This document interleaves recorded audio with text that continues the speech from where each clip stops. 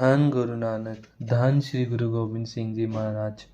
जन्म साखी श्री गुरु गोबिंद सिंह जी की। गुरु जी शहीदी की खबर। इस तरह सद्गुरु जी के धैर्य तथा कष्ट सहने की बातें करके सारा परिवार तथा सिख संगतें आप जी की महिमा गा रहे थे कि अचानक ही दिन ढले एक सिख ने आकर खबर सुनाई कि सद्गुरु जी शहीद हो गए हैं तथा उनका शीश एक सिख लेकर आ रहा है। धन श्री गुरु गोबिंद सिंह जी महाराज, धन श्री गुरु गोबिंद सिंह जी महाराज। इस खबर के साथ ही सारे घर में हाहाकार मच गया।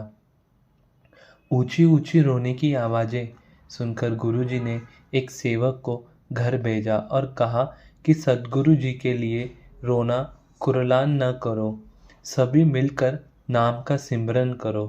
धन श्री गुरु गोबिंद सिंह जी महाराज।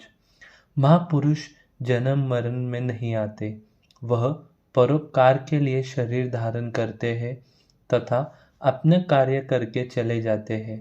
जिस तरह आकाश में से बादल प्रकट होते हैं, वर्षा करके जीवों को सुख देकर फिर आकाश में ही समा जाते हैं, इसी तरह महापुरुष शरीर धारण करके सिख सेवकों की विपदा दूर करके ज्ञान भक्ति के उपदेश द्वारा जगत को नेक रास्ते पर लगाकर फिर अपनी इच्छा में ही परलोक गमन कर जाते हैं। धन श्री गुरु गोबिंद सिंह जी महाराज।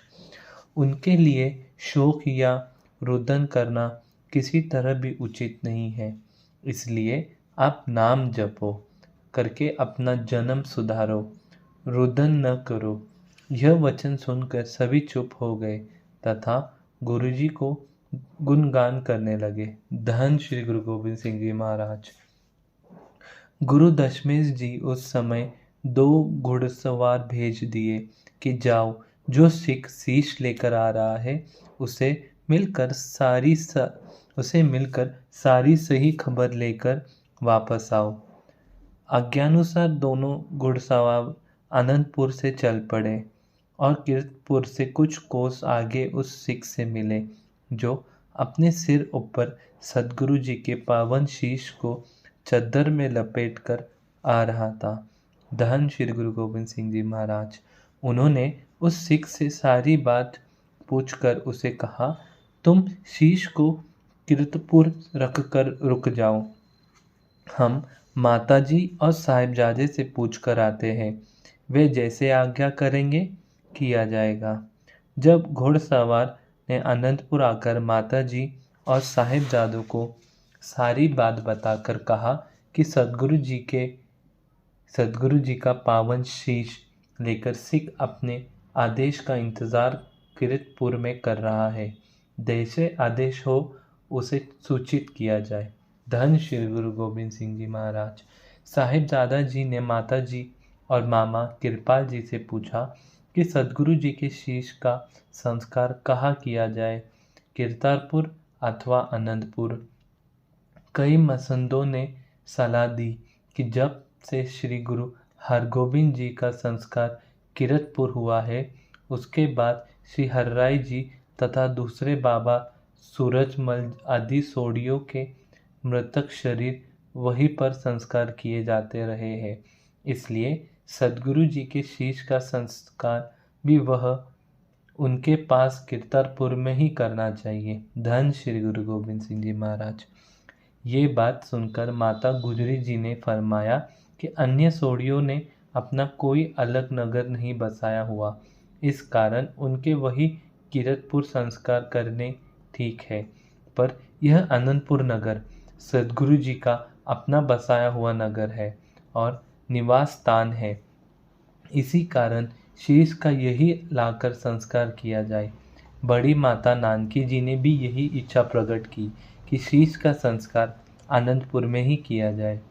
साहिबजादा जी ने माता जी की यह बात पसंद की और कीर्तपुर से शीश लाने हुए हेतु एक बड़ा सुंदर विमान तैयार करवाकर समूह सिख संगतों सहित शब्द कीर्तन करते हुए कीर्तपुर पालतपुरी, जहाँ सिख शीश लेकर बैठा हुआ था, पहुँच गए।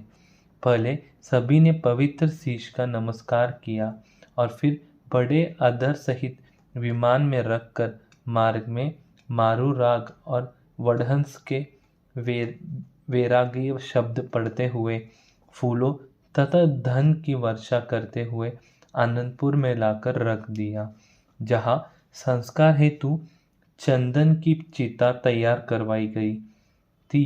वहाँ आप जी के पवित्र शीश के सबको दर्शन करवाए गए।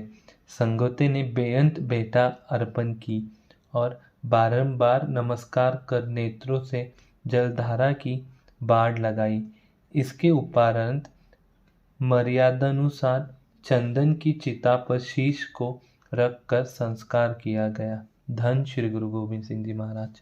संस्कार के उपरांत सारी संगत ने सतलुज पर जाकर स्नान किया। कीर्तन सोहेला का पाठ करके अरदास की गई और तिहावल का कड़ा प्रसाद सबको बांटा गया। शीश लाने वाले सिख का नाम भाई जेठा लिखा है, जो मजहबी जाति का था। इनके नाम ऊपर ही मजहबी निहंग सिंहों के दल का नाम बाबा जीवन सिंह दल है। अमृत लेकर यही जीवन सिंह हो गए। धन श्री गुरु गोबिंद सिंह जी महाराज। धन श्री गुरु गोबिंद सिंह जी महाराज।